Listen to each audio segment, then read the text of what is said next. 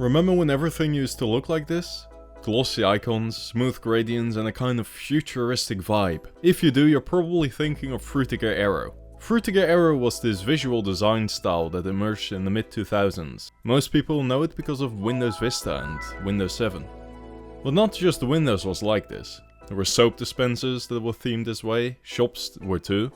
And I would even say that the early iPhones all had this style. Back in the day I even had a sort of aquarium lamp with a rotating picture of fish on it.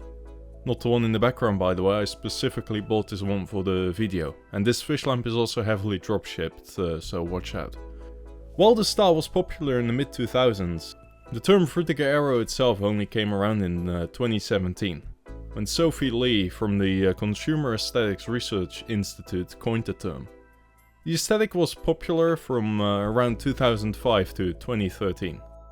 And recently it had a resurgence in popularity, mainly with Gen Zers on TikTok and other social media platforms.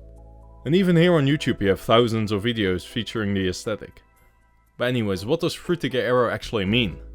Just saying the term means something that's glossy and looks futuristic is just too broad. For this I went to the Consumer Aesthetic Research Institute website. And they have a ton of articles about different aesthetics and styles, from vaporwave to corporate hippie. Let's look at the page for Frutiger Aero. It gives a list of features that define it. And again it just gives vague descriptions of what it actually means. Glossy designs, glassy materials, bokeh photography, but it still doesn't explain much. So what really sets Frutiger Aero apart? Well, if you ask me, it's not necessarily about the look, but more about the feeling. It's about capturing that sense of mid-2000s optimism, a time when technology seemed to evolve extremely fast. A lot of us still had brick phones, and out of nowhere we got shiny sleek smartphones. This was a time when our computers and phones didn't just function, but they felt like works of art. And designers were also finding new ways to make the digital interfaces not just more functional, but also more visually appealing too. Introducing Windows 7. And now to what's considered the most important release from Microsoft in more than a decade. This morning, the software giant launches its newest operating system. It's called Windows 7. Windows 7. The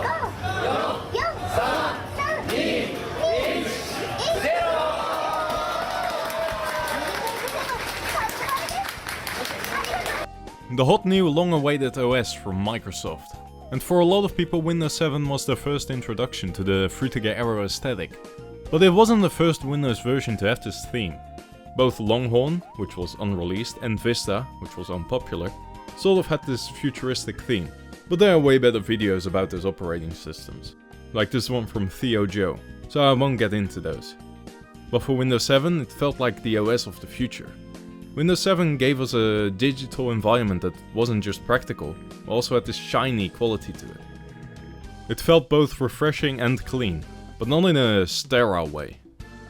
Back then I was one of the first people around here to own Windows 7. And at the time most people didn't even have computers yet. And if they did, they usually had a really old operating system like Windows 98 or even 95. So when I had friends over, they were always amazed by how it looked. And after switching to Windows 8 in 2015 and later Windows 10 in 2022, I don't get that futuristic feeling anymore, which is a shame. But enough about electronics and tech. I mentioned at the beginning that there were soap dispensers and fish lamps, but those aren't necessarily future tech. A big part of Frutiger Aero is the use of water-related themes.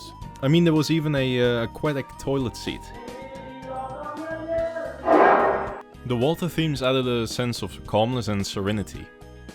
Because water in many ways represents the sleek, flowing and dynamic nature of the future. It was smooth, adaptable and clear. So why did it fade away? Why did something so visually striking just disappear? Well, it really came down in a shift in taste. By the early 2010s, minimalism started to take over, and it's still here.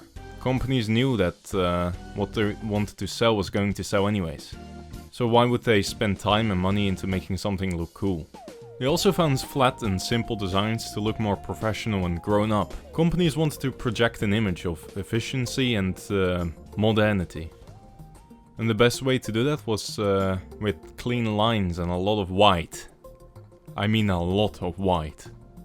Yet while companies think that, people clearly don't, otherwise there wouldn't be so many posts about it online.